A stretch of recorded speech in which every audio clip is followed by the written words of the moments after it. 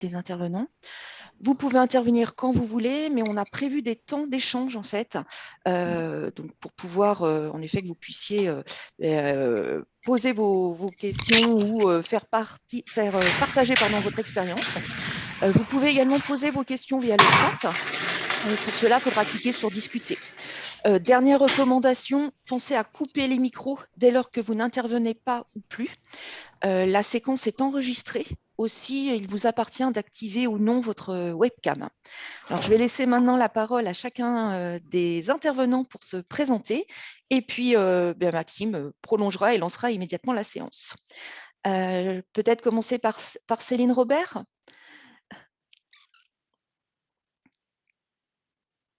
Bonjour tout le monde, donc Céline Robert, je suis conseillère entreprise au Pôle emploi Roche-Nord.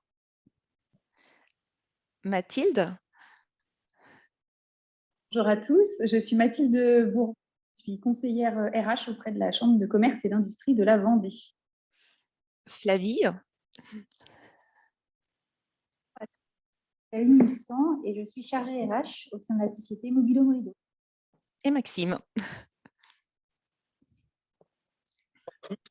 Maxime Brochard, je suis conseiller en développement RH au sein de l'UIMV.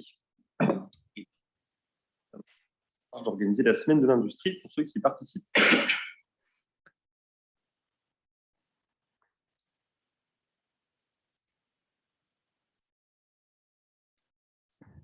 Est-ce qu'on lance? On est bon? On est bon. Et voilà, la plupart des participants sont arrivés.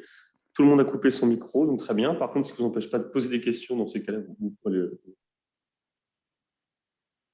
On a fait le tour des différents partenaires qui nous ont accompagnés sur ce dispositif Vendée Centre.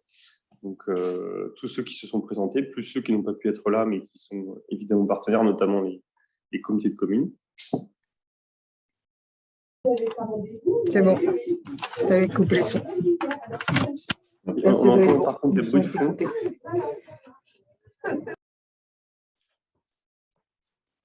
Donc, je vous propose d'introduire en fait, en vous dressant un panorama rapide de la situation de l'emploi sur le département. C'est vrai qu'on entend beaucoup de choses. Aussi certaines personnes qui viennent d'arriver dans la région sur le poste et qui n'ont pas forcément tous ces chiffres en tête. Donc, je vais rapidement introduire, puis je laisserai ensuite mes collègues rentrer plus dans la technique. Oui, il parle.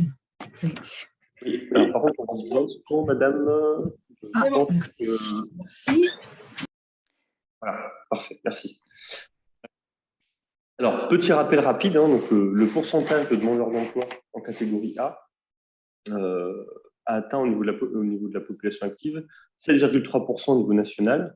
On est à 5,9% à l'échelle de la région. Donc, on est la région avec le taux de chômage le plus faible avec la Bretagne, déjà de manière générale. Il y a des disparités qui sont fortes au sein de la région. Et la Vendée particulièrement se démarque avec un taux de chômage encore plus faible en moyenne régionale. On est à 5,2% sur le département, donc on est proche de ce qu'on appelle le plein emploi, avec non moins des différences assez fortes en fonction des territoires. C'est là où on parle beaucoup d'un territoire vendéen qui est au plein emploi, mais on se rend compte que quand on regarde le détail par zone d'emploi, on a notamment les Herbiers Montaigu avec 3,4% qui sont au niveau du record national. Donc là, on est clairement dans des cas où on est dans des très fortes pénuries de main-d'œuvre. La Roche-sur-Yon qui s'en rapproche, hein, toute la zone de la Roche-sur-Yon avec 5% de chômage. Puis on a des zones où, bien que le chômage soit plus faible que la moyenne nationale et régionale, il y a encore quelques profils, il y a un taux de chômage qui est quand même un peu plus élevé. Donc, notamment les Sables-d'Olonne avec 6,7%, Challans avec 6,4% et Fontenay-le-Comte avec 6,3%. Il y a une situation contrastée, même si globalement sur le département, on est quand même dans un contexte de chômage très faible et de pénurie de main-d'œuvre. Pour information, quand on fait l'historique de la statistique, on voit que le contexte qu'on est en train de vivre est vraiment particulier, puisqu'en fait, les précédents records étaient pour la plupart établis en 2008, en termes de taux de chômage les plus bas. Tout le chômage comparable à 2008, et on a même la zone des Sables et la zone de la Roche-sur-Yon, qui atteignent des taux de chômage qui n'ont jamais existé depuis la création de la statistique en 2003. Donc, toutes les difficultés de recrutement que vous pouvez ressentir sont réelles. C'est pas juste une impression. C'est vraiment un contexte très particulier qu'on n'a pas connu depuis un certain nombre d'années. Donc, voilà. Alors, pour ceux qui ne le savent pas, on a l'ORCI, qu'un observatoire régional des compétences industrielles qui nous permet d'observer, d'avoir des réflexions sur tous les sujets, notamment emploi, qui a été créé par l'UMM Pays de Loire il y a 10 ans. Et donc, cet organisme produit des analyses, ce qui nous permet d'avoir des réflexions, des chiffres, des contextes. C'est des statisticiens qui travaillent. Et donc, chaque année, on a une étude qui sort sur les besoins de recrutement au second semestre 2022. J'ai mis le lien de l'étude, elle est publique, tout le monde peut la consulter, donc il ne faudra pas hésiter à aller voir. Vous avez notamment les besoins de recrutement par métier, par interindustrie et dans le champ de cette étude, hormis l'agroalimentaire. Alors, je vous laisserai le soin d'aller regarder cette étude en détail, mais si je dois vraiment prendre les points clés, pour que vous ayez vraiment en tête dans quel contexte d'emploi on évolue. Donc, il y a la photographie. La photographie, c'est l'étude INSEE sur le taux de chômage que je vous ai présenté précédemment. Et là, donc, en termes de perspective, sur la fin de l'année civile, qu'est-ce qu'on a? On a 72% des entreprises vendéennes qui souhaitent recruter au second semestre. 3000 projets de recrutement dans l'industrie en Vendée, dont 1740 dans la métallurgie. Ce niveau n'a jamais été atteint dans toutes les enquêtes précédentes. Voilà. Déjà un niveau élevé sur l'enquête de l'année passée, et là, on est sur un niveau encore supérieur. Le recrutement prévu en Vendée par rapport à l'enquête 2021, qui était déjà un niveau élevé, a augmenté de 35%. Un dynamisme économique qui est encore plus marqué dans le bassin des Herbiers Montaigu, celui qui est déjà avec le taux de chômage le plus faible de France, puisque là, on est à plus 44% de besoin de main-d'œuvre sur ce bassin. 65% des projets de recrutement le sont en CDI et 70% concernent des postes d'opérateurs. Ça, c'est un point qui est assez important. On l'a constaté pour ceux qui ont pu participer à certains salons, notamment aux Herbiers récemment. On a des profils de demandeurs d'emploi qui sont souvent plutôt seniors, plutôt féminins et plutôt sur des métiers administratifs ou fonctions support. Or, les besoins, notamment dans l'industrie, là où il y a une très forte dynamique d'emploi, c'est principalement sur des postes d'opérateurs et dans un second lieu de technicien. Et on voit parfois ce décalage qu'on peut constater entre offre et demande d'emploi. La conséquence de tout ça, c'est qu'on a 77% des recrutements qui sont jugés difficiles en Vendée. Donc ça, c'est un taux record. On n'a jamais vu ça dans aucune des enquêtes précédentes. Donc là, j'insiste vraiment, vue INSEE sur le taux de chômage, ou que ce soit sur notre enquête sur l'Observatoire des compétences industrielles, on atteint des chiffres qu'on n'a jamais vus dans les statistiques précédentes. Parenthèse, ne comptez pas trop sur le recrutement des départements voisins, puisque non seulement le taux de recrutement difficile en Vendée atteint un niveau record, mais des départements comme la Loire-Atlantique, la Mayenne, ont des chiffres qui rejoignent les chiffres vendéens, ce qui n'était pas le cas l'année précédente. Donc, ça veut dire que sur les départements voisins aussi, on a une vraie accélération des difficultés de recrutement. Je vous dis tout ça, c'est pas pour vous faire peur, vous déprimer dès le matin, c'est vraiment pour qu'avant d'aller sur le sujet de l'organisation de la vie d'entreprise, vous ayez en tête le contexte et les perspectives. Donc, clairement, le contexte, c'est un taux de chômage très faible, en particulier dans certaines zones, avec des grosses difficultés de recrutement. Les perspectives, c'est un contexte qui va encore se tendre. Alors, sauf événement géopolitique majeur qui pourrait arriver, mais en tout cas, si on continue sur cette tendance, les difficultés de recrutement vont encore s'accentuer. D'où l'importance de travailler au maximum à la promotion des métiers, puisqu'on sait très bien, et en particulier dans le bassin des Herbiers, que toutes les entreprises ne pourront pas recruter comme elles le souhaitent. Donc certains vont y parvenir, d'autres moins. C'est là où on va essayer de vous donner des outils et la visite d'entreprise en ligne. Voilà. Mes collègues.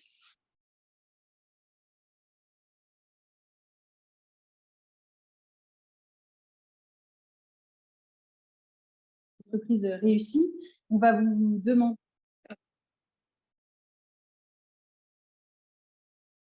pour réussir une visite d'entreprise.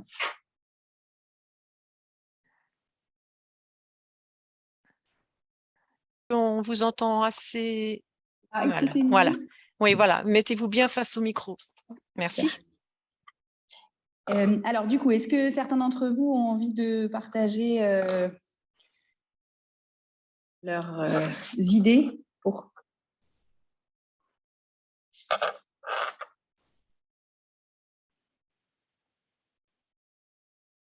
Ça n'a envie de se lancer? On ne vous entend pas très bien, en fait. Est-ce que là, c'est mieux? Oui, là, c'est mieux. Peut-être reposer du coup la question. Je ne sais pas si tout le monde l'avait bien saisi. Ok. C'était de vous questionner. Donc là, chacun peut réouvrir son micro. Selon vous, quels sont les ingrédients d'une visite d'entreprise réussie?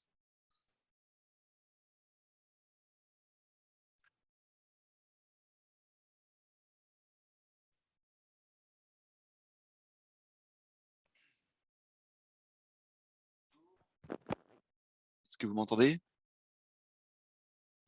Oui, on vous entend. Oui, donc je suis Monsieur Ford de la société Sotoferme. On est basé dans le nord des Deux-Sèvres et on avait organisé en 2018 une journée porte ouverte avec un objectif marque employeur, hein, donc orienté vers nos salariés et orienté également vers le recrutement de nouveaux salariés. Et l'idée, c'était que cette visite soit faite par les opérateurs. Donc chacun pouvait parler de son poste ou de son secteur, plutôt que ce soit le responsable d'atelier ou même le président de l'entreprise, quoi. Ça nous a paru une des clés de la réussite de cette visite, c'était que vraiment chacun parle de son métier, quoi. Et d'autres idées?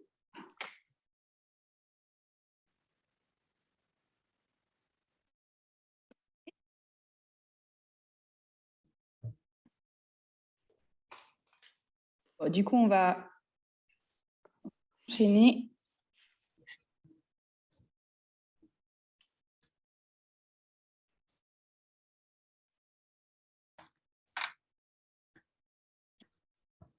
Petit souci technique.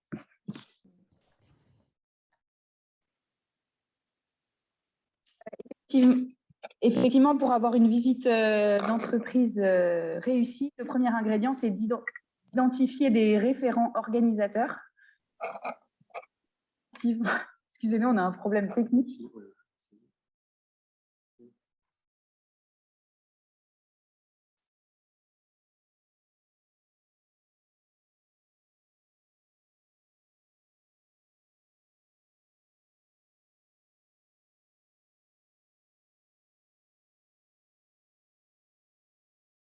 Alors Mathilde, on ne t'entend plus.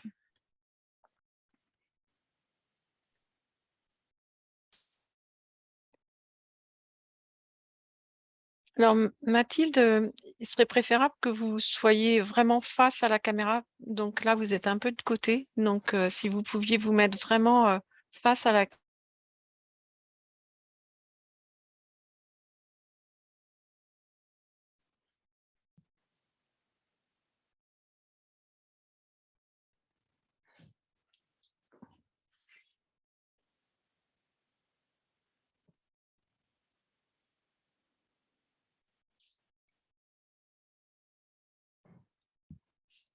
Est-ce que, là, on voit, voilà, ça...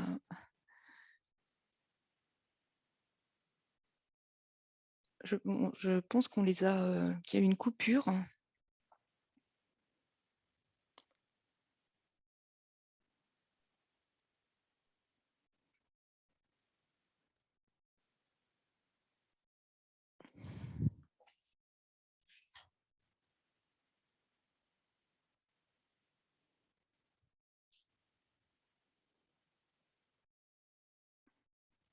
Alors, on est désolé, les aléas du direct.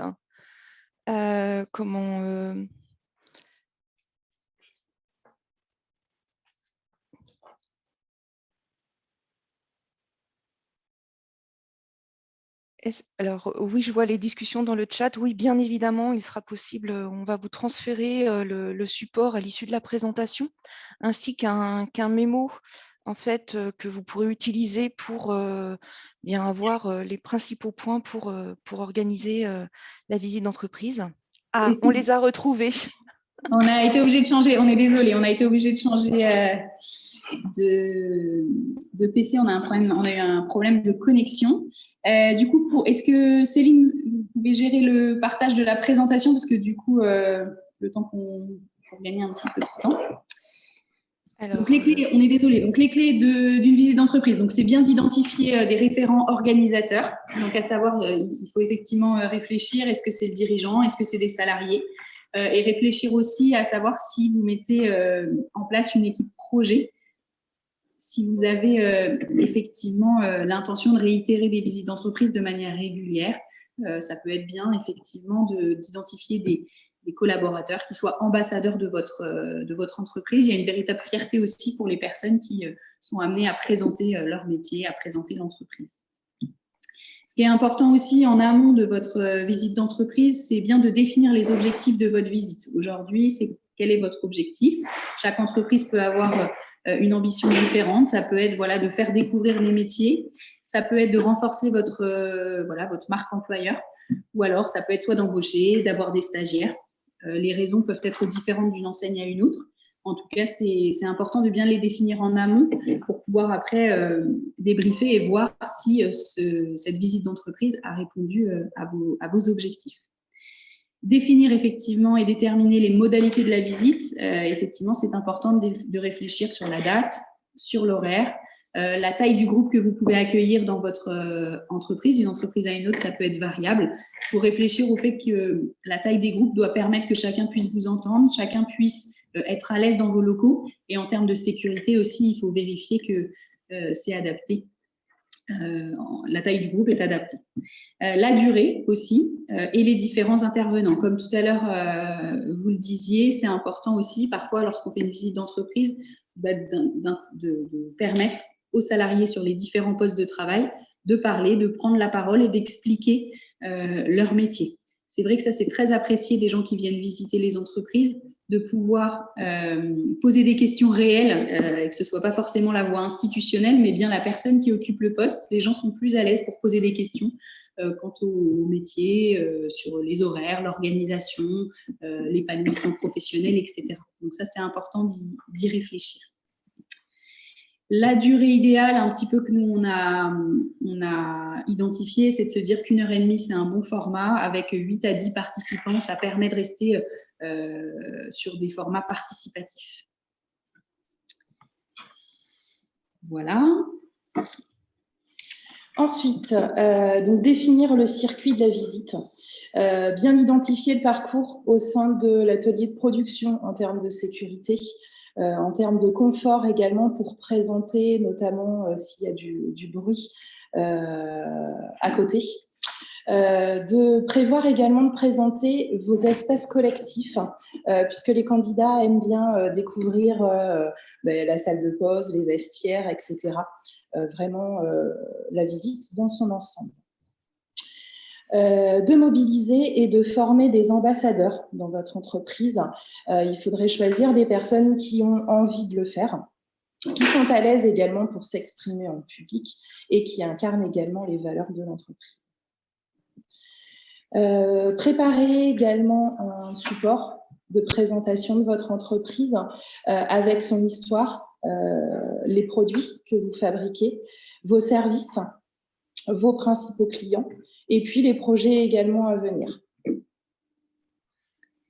Ensuite, c'est aussi de préparer donc votre discours employeur et celui de vos témoins. Effectivement, c'est important si les gens n'ont pas l'habitude, par exemple des opérateurs qui seraient amenés à intervenir, c'est important de les aider pour que ils se sentent à l'aise pour de la prise de parole en public, même si c'est des groupes restreints, c'est important d'échanger avec eux, qui se sentent à l'aise. Ce qui est important, c'est d'être sincère et authentique. C'est pas la peine de faire des fausses promesses par rapport au métier, aux horaires de travail ou à l'organisation. L'idée, c'est d'être le plus transparent possible, parce que l'idée, c'est de donner envie et qu'ensuite, ce ne soit pas déceptif. Si on a vendu quelque chose d'un peu trop beau, ça peut être aussi déceptif et du coup, vous allez perdre du temps dans le recrutement. Donc, l'idée, c'est de mettre en avant effectivement ce que vous mettez en place à destination de vos collaborateurs de votre entreprise, les parcours de formation éventuellement et les parcours de carrière possibles, mais aussi d'être transparent sur la partie contrainte. Voilà, donc définir le parcours d'intégration de la formation que vous mettez en place, les horaires, le covoiturage éventuellement, c'est aujourd'hui une vraie question pour les personnes en recherche d'emploi, la partie rémunération équipement. Et comme je vous le disais, c'est important de déconstruire certains préjugés. Parfois, on a des schémas mentaux sur certains postes. C'est important d'en parler et de dire est-ce que c'est adapté à des personnes en situation de handicap? Est-ce qu'il y a du port de charge, du position debout, etc. Est-ce qu'on peut intégrer des profils féminins? Voilà. Et puis, les perspectives d'évolution au sein de vos structures.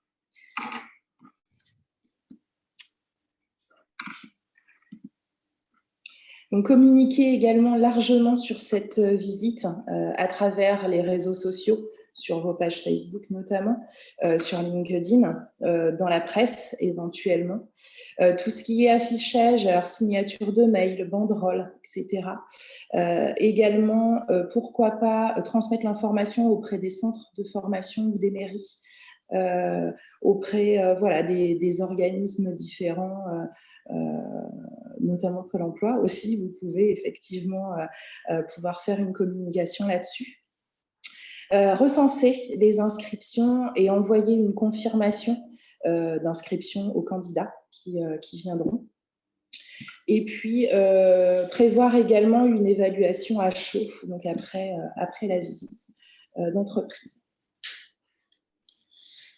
Les petits plus qui feront la différence, selon nous, c'est bien prévoir un temps d'accueil et de conclusion conviviale, un petit café, un petit jus d'orange partagé ensemble. Ça permet les échanges informels et ça permet aussi de faire transpirer votre culture d'entreprise et vos modes de fonctionnement interne. Varier les interlocuteurs et les supports. C'est vrai que de prévoir une présentation institutionnelle, c'est important. Mais voilà, essayez de trouver d'autres moyens aussi pour rendre la visite interactive et dynamique.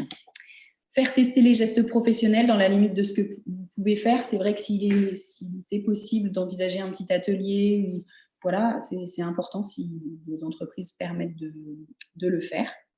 S'assurer que les visiteurs vous entendent bien, on l'a dit un petit peu avant, si jamais dans le cadre du parcours, ça implique de passer dans une zone où il y a beaucoup de bruit, ne prévoyez pas de vous arrêter dans cette zone, parce que si l'interlocuteur ne vous entend pas, c'est pas pertinent. Donc aussi, en amont, faites vous-même le circuit, repérez les zones sur lesquelles vous pouvez vous arrêter pour faire des commentaires, pour expliquer ou pour permettre à un de vos opérateurs de s'exprimer.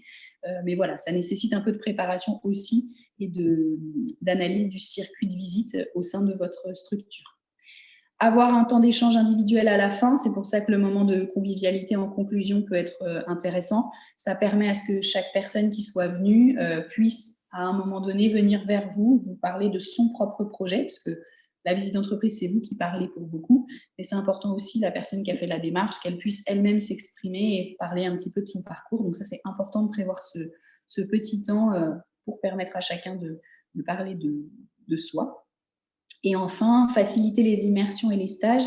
On y reviendra un petit peu après. Céline fera une présentation des différents dispositifs de Pôle emploi existants sur ces sujets-là qui vont vous permettre après de faire des tests aussi et de faire des paris sur des profils qui peuvent être un peu différents des profils que vous avez l'habitude de recruter. Mais comme l'a introduit Maxime, au regard des tensions sur le marché du travail, aujourd'hui, il va falloir accepter d'essayer avec des profils peut-être un peu différents et de donner la chance. Et il y a des dispositifs Pôle emploi qui permettent de faire des stages, des immersions. Et donc, on vous le présentera à la fin. Et ce qu'on met en petits tips pour vous aider, c'est réitérer l'expérience en tant que possible. C'est vrai que c'est important que vous le fassiez. Ce n'est pas en une fois que vous allez pallier à tous vos besoins, que vous allez améliorer votre image. N'hésitez pas à le réitérer de manière récurrente. C'est comme ça que vous ferez mieux connaître votre entreprise, mieux connaître vos métiers et qu'après, les gens auront un réflexe de recrutement et de postuler pour votre entreprise. Voilà, on va laisser la parole à Flavie, du groupe Mobilhome Rideau, qui va vous partager son expérience, elle, en tant qu'employeur, sur de la visite d'entreprise. Voilà.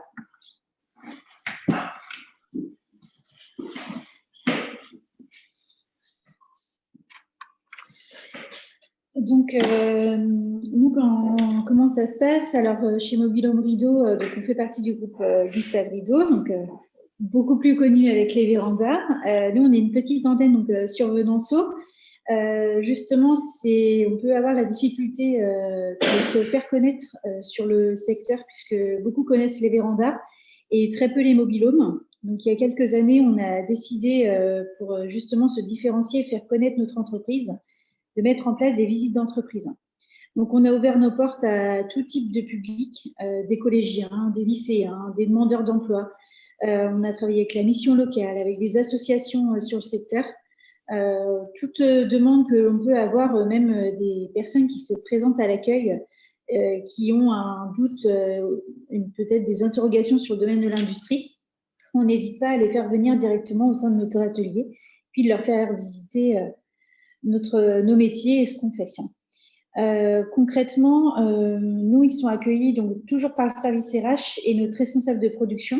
Donc, on les accueille en salle avec un petit déjeuner ou un goûter en fonction de l'heure à laquelle est programmée la visite. Et puis, on a un premier échange. Donc, on se présente et puis on présente brièvement notre entreprise, ce qu'on fait et puis également le groupe. Et notre force chez nous, c'est notre responsable de production. Et c'est pour ça que c'est lui qui fait les visites, puisqu'il est arrivé chez nous à 16 ans en apprentissage et aujourd'hui, à 40 ans, il est responsable de production.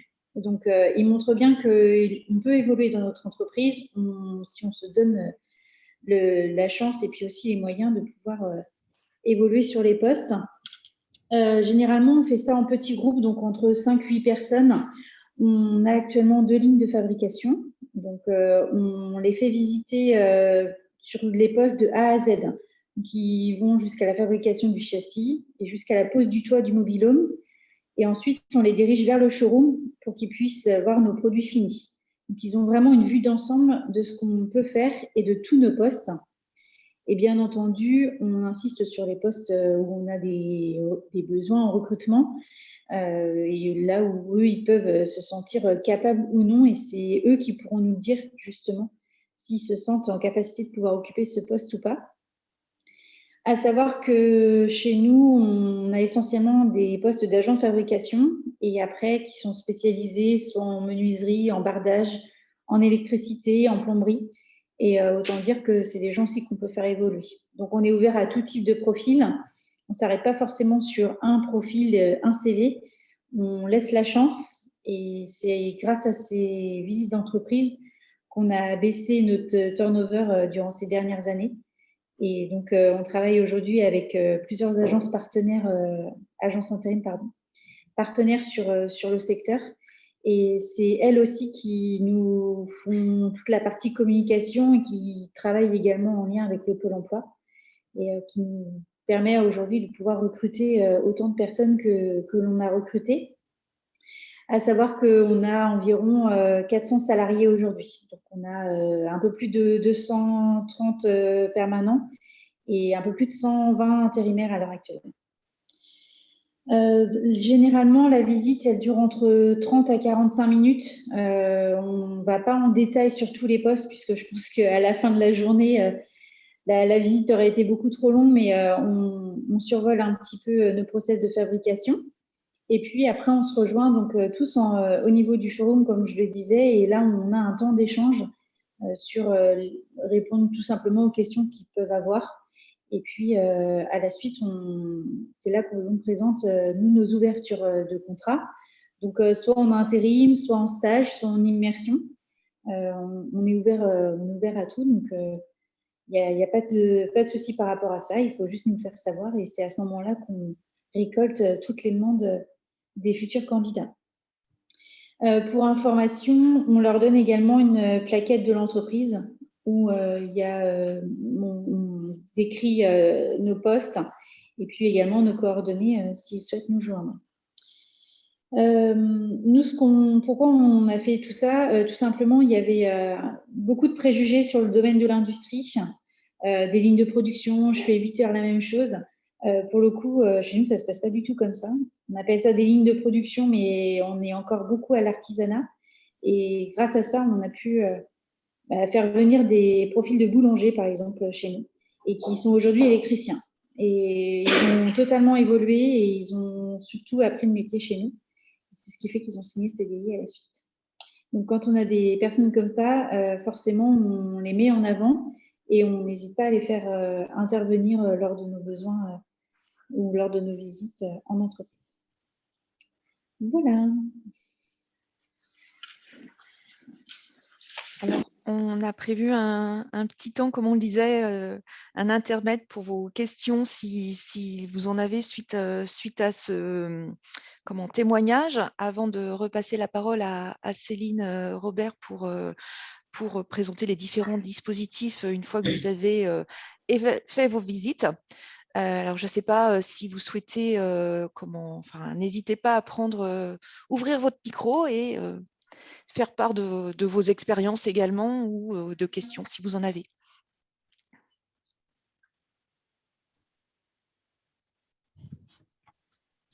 Vous m'entendez? Très bien. Oui, bonjour, donc Nelly Auger, Société Maître Coq.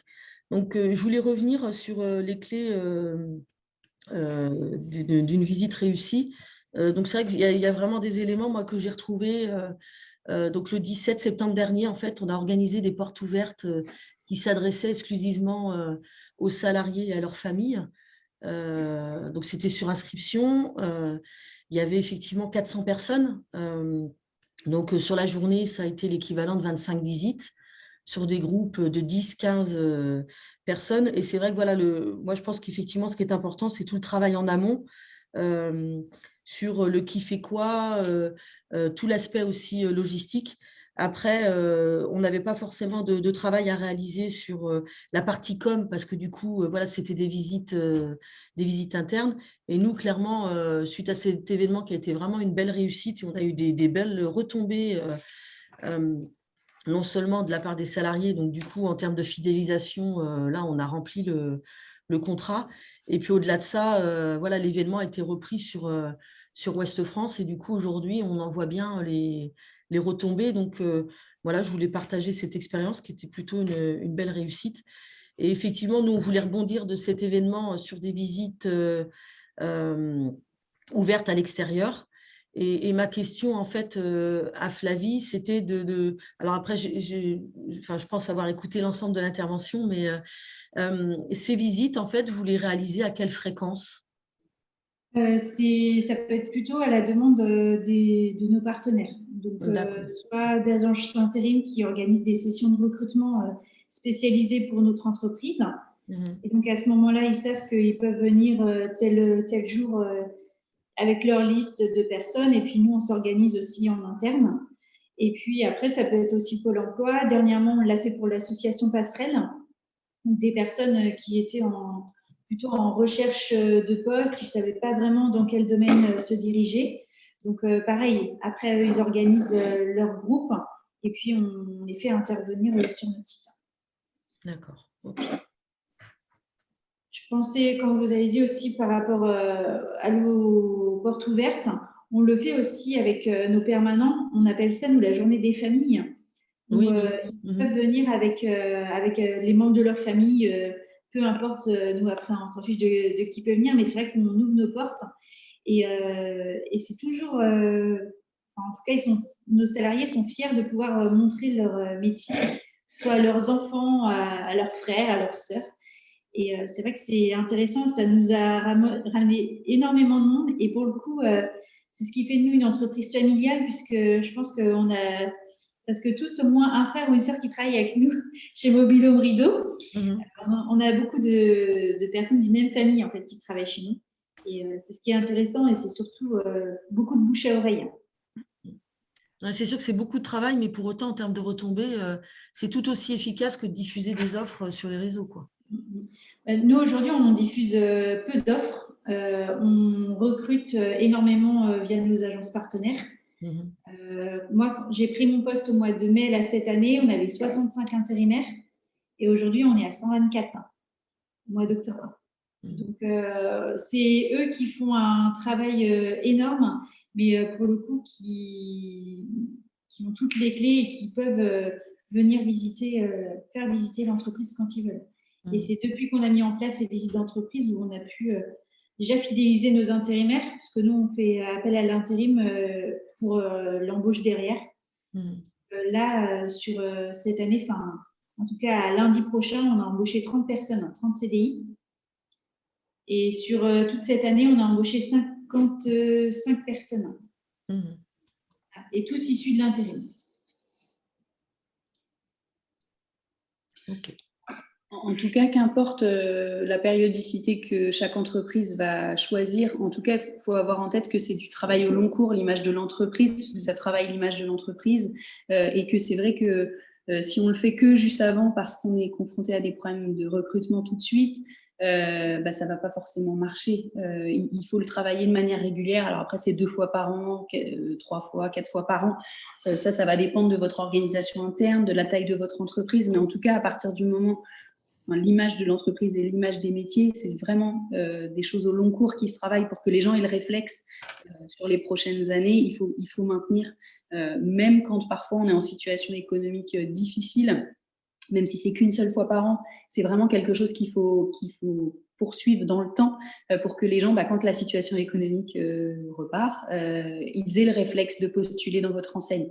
Il ne faut pas lâcher le fil de ces visites d'entreprise. C'est aussi, même plus largement que juste le recrutement de personnes en CDI ou en CDD, c'est aussi comment on donne aux jeunes demain l'envie d'aller dans les métiers de l'industrie, d'aller d'avoir le réflexe de se dire je suis en réflexion sur mon projet scolaire, du coup, il y a Maître Coq à côté ou telle entreprise. Et voilà, ils ont en tête le dynamisme de cette entreprise et à un moment ou à un autre, ils penseront à postuler. Donc ça, c'est vraiment un travail au long cours. Et après, chaque entreprise va choisir sa périodicité. 1 fois par an, c'est bien. Davantage, c'est encore mieux. Mais après, ça dépend de l'organisation, de la taille de l'entreprise. Mais en tout cas, il faut maintenir, même dans des situations économiques difficiles, il faut maintenir ce lien et cette image dans le temps parce que c'est un travail au long cours. Alors, je vais prendre le relais sur maintenant, après les portes ouvertes. Quelles possibilités avez-vous ? Donc, je vais vous présenter rapidement les dispositifs qui peuvent être mis en place avec vos agences Pôle emploi. Donc, à l'issue de ces portes ouvertes, vous avez rencontré des profils qui étaient intéressés par votre entreprise et intéressants pour vous. Vous avez différents dispositifs mis à disposition. Vous avez dans un premier temps la période d'immersion qu'on appelle la PMSMP, période de mise en situation en milieu professionnel, qui peut être d'1 semaine, possible avant un recrutement. Donc, c'est une convention qui est faite entre vous, l'entreprise, la personne, donc demandeur d'emploi, et Pôle emploi.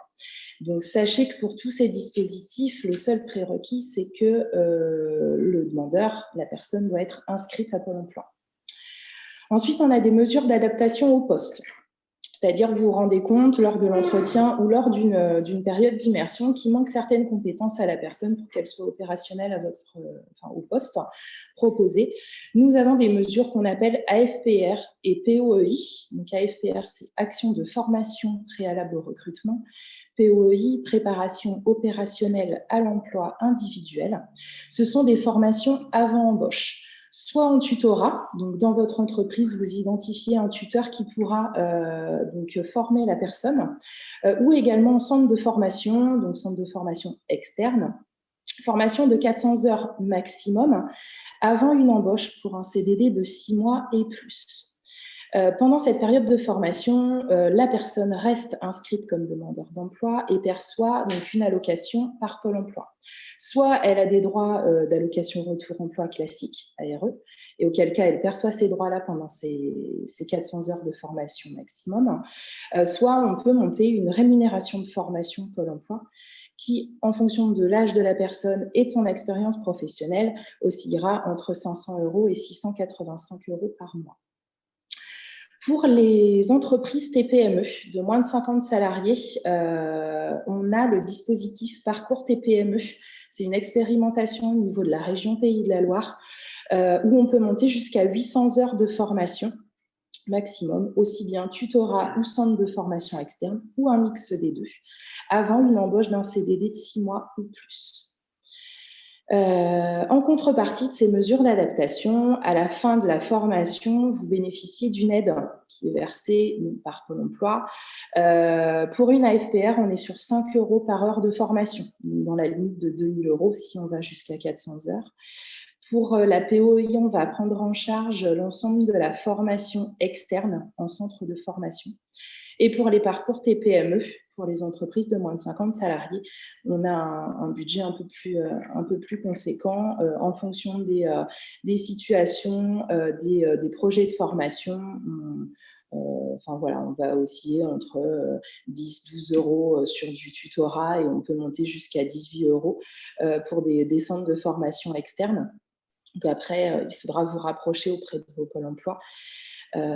Et ensuite, on a un dernier contrat. Donc, c'est un contrat aidé à destination des jeunes de moins de 26 ans qui s'appelle le CIE Jeune.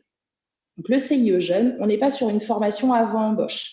Le CIE Jeune, c'est une annexe au contrat de travail, donc pour un CDD de 6 mois minimum, où en contrepartie de l'embauche, vous allez percevoir une aide mensuelle, donc qui est à hauteur de 47% du montant du SMIC sur un 20 heures semaine et pendant une durée de 6 mois.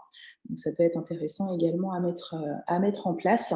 Tous ces dispositifs, comme je vous l'ai dit précédemment, sont mis en place par Pôle emploi. Vous allez retrouver sur la slide suivante les 9 agences Pôle emploi donc de Vendée et également les adresses mail et numéros de téléphone du service entreprise. Voilà pour la présentation. Est-ce que vous aviez quelques questions par rapport à ces dispositifs ?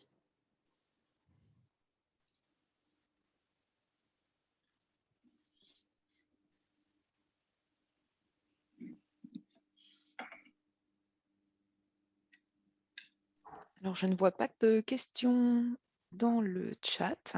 Donc, juste pour information, nous, il y a quelques temps, alors c'était en 2018, on avait déclenché des actions à MRS avec donc l'agence Pôle emploi de Luçon. Et à la suite de ces MRS, on était parti en fait sur des dispositifs AFPR. Donc, ça avait plutôt bien fonctionné.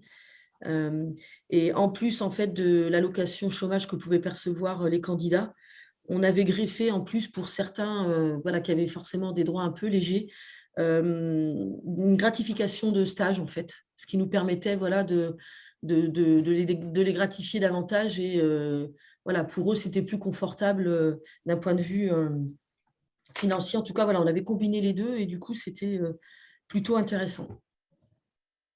Effectivement, il y a la possibilité d'une gratification. Donc après, c'est à voir avec vos services comptables ou le cabinet comptable pour mettre en place ça, puisque les personnes ne sont pas salariées dans vos entreprises pendant ces périodes de formation, mais effectivement, ça se fait beaucoup. Merci pour votre témoignage.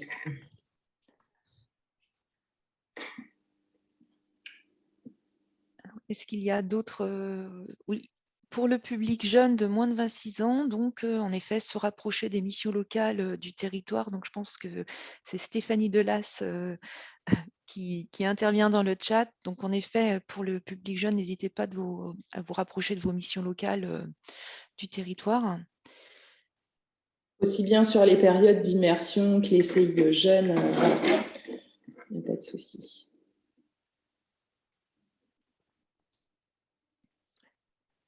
Alors, comme on le disait, le temps que vous posiez vos questions, comme je le disais tout à l'heure, le support va vous être adressé. On a prévu également un petit mémo, donc un petit recto verso des clés de la réussite de votre visite d'entreprise. Et tout à l'heure était évoqué également une évaluation. Et donc, on a également prévu un document qui va vous être adressé en fait pour un petit support que vous pourriez passer aux personnes qui visitent vos entreprises à l'issue pour récolter à chaud en fait leurs impressions.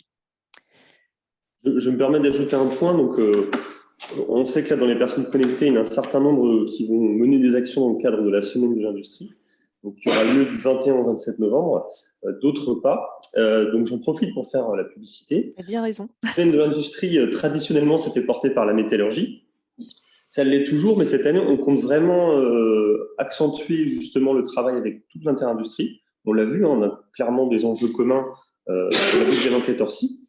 Et donc cette année, on va avoir justement des nouveaux outils qui vont être mis en place, notamment un site qui a été créé au niveau régional pour pouvoir faire une cartographie de toutes les visites d'entreprise qui sont proposées. Donc là, vous n'aurez pas à vous occuper de ça, il s'agit simplement de s'inscrire.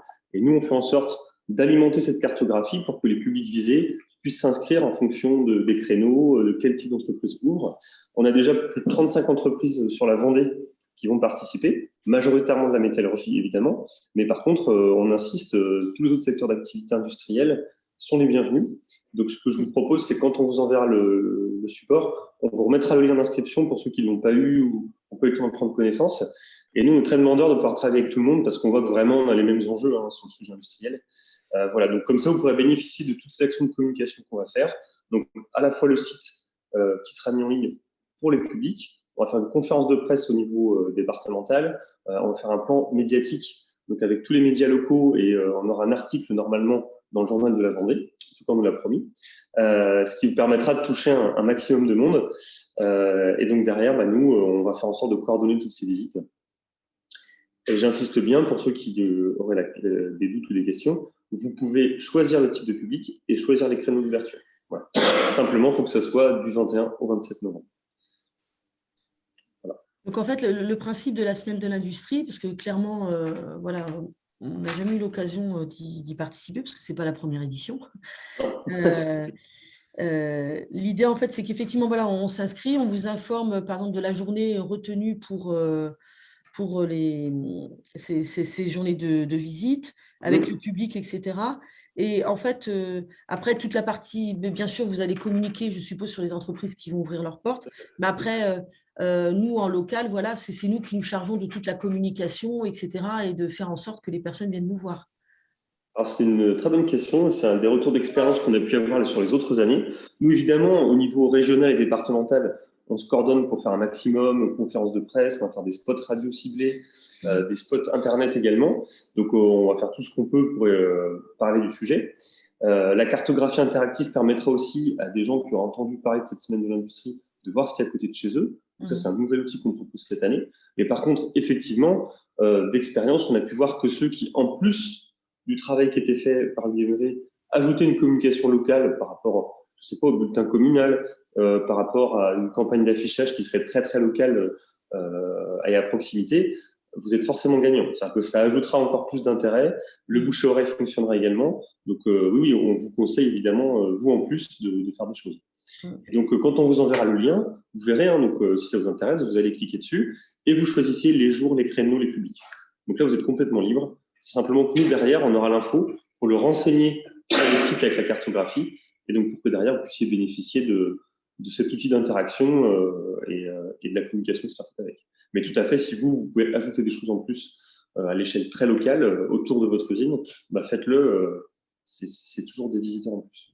Et globalement, là, sur les semaines de l'industrie qui ont pu avoir lieu et les différents partenaires que vous avez pu avoir, en général, ces visites, elles se font sur inscription? Oui. Alors là, l'idée, justement, c'est que sur le lien, vous proposez, et nous, derrière, via le site, l'idée, c'est que les publics s'inscrivent. Donc, nous, évidemment, on travaille aussi à aller chercher les publics, donc que ce soit avec les collèges. Là, on va commencer à discuter avec l'outil en main aussi, parce que l'année dernière, on a pu avoir des visiteurs. Donc, c'est des jeunes, mais c'est des jeunes qui, derrière, sont intéressés pour faire un stage un peu plus tard. Donc, tout ça, c'est un vivier qui se travaille. C'est ce que Mathilde disait, hein, c'est-à-dire que c'est pas le jour où j'ai besoin que j'ouvre mes portes, c'est tout au long de l'année, faire l'effort d'entretenir du lien avec tout le public environnant, que ce soit les jeunes ou moins jeunes. Donc, on a ça qui va être fait. Et puis également, évidemment, tout le lien avec les pôles emploi et tout ce qui va être notamment aussi les personnes en reconversion. On en a beaucoup, notamment qui viennent du milieu de la restauration ou du sanitaire et social. Et je pense que l'industrie a des bonnes perspectives à leur offrir. Et d'expérience, encore, dernière question, pardon, je monopolise un peu. Je t'en prie.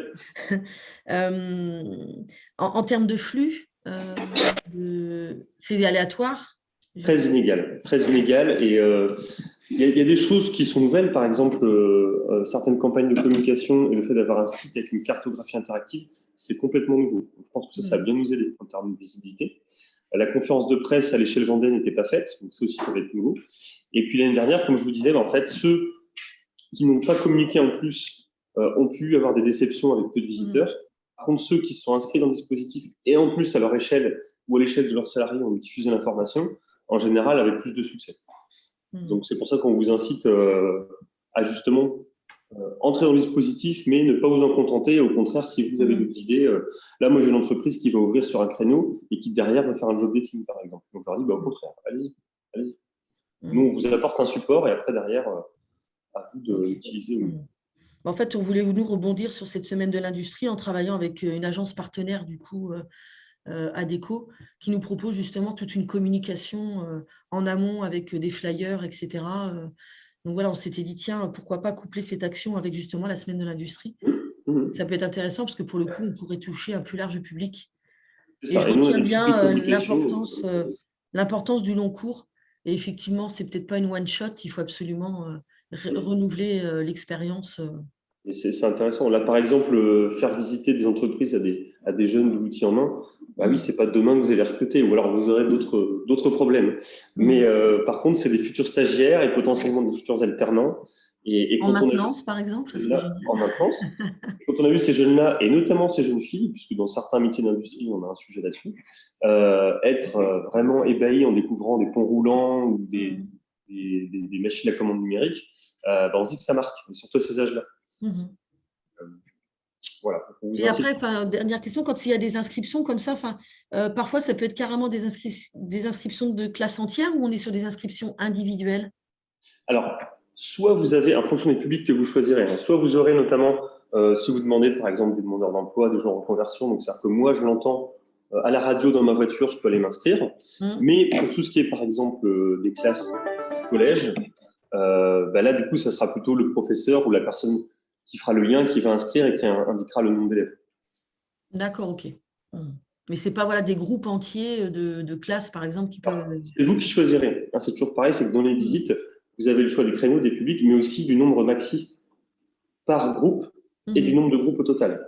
Donc là, en fonction évidemment de la taille de l'entreprise et de la disponibilité, vous gardez la main. D'accord, ok. Très bien. J'ai terminé. J'ai une question, Alice Lebas de l'entreprise de BioHabitat. Par rapport aux échanges que j'avais pu avoir avec Pôle emploi, j'avais cru comprendre que cette démarche-là, elle était principalement orientée sur les bassins en tension, notamment pour notre cas sur La Roche-sur-Yon. Mais ce que je comprends, c'est qu'on peut éventuellement organiser des actions sur d'autres secteurs. Je pense par exemple vers Saint-Gilles-Croix-de-Vie, où on a des difficultés de recrutement. On peut aussi faire organiser une visite de site sur ce site. Tout à fait. Alors, je voulais parler, Céline, pardon. Non, mais je pense qu'on allait dire la même chose, en fait. En fait, il y a deux choses. C'est-à-dire que la semaine de l'industrie, c'est quelque chose qui est national et donc qui est déployé ensuite localement en fonction de chaque département, chaque territoire, chaque commune. Nous, on a souhaité s'organiser cette année pour mieux travailler avec nos collègues de la région, d'où le fait qu'on a mis en place ce site avec la cartographie interactive.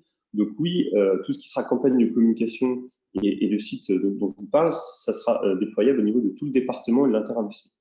Maintenant, vous avez la chance d'être sur Vendée Centre.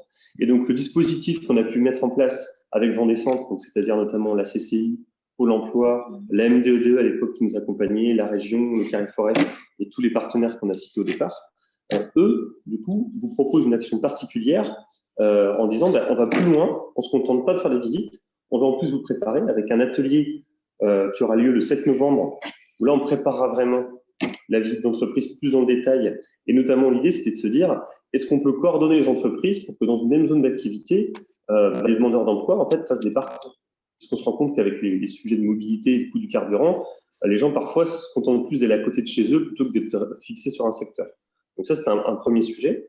Et puis le deuxième, c'est qu'évidemment, on a Pôle emploi qui est dans la boucle et qui, du coup, va convoquer des demandeurs d'emploi dans les entreprises qui ouvriront leurs portes.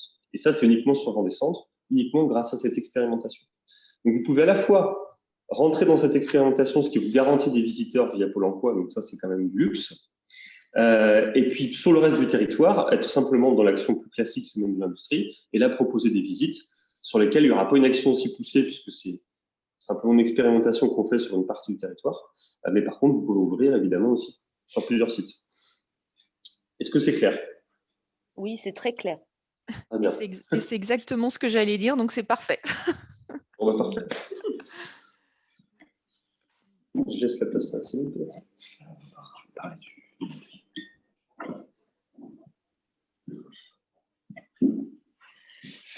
Je rebondis juste sur une petite chose par rapport à l'atelier du 7 novembre. Donc pour les entreprises vendécentres, on sera principalement sur l'organisation des portes ouvertes, caler les dates, les horaires, etc. Pour que nous, ensuite, on puisse convoquer donc, les candidats, les agences Pôle emploi.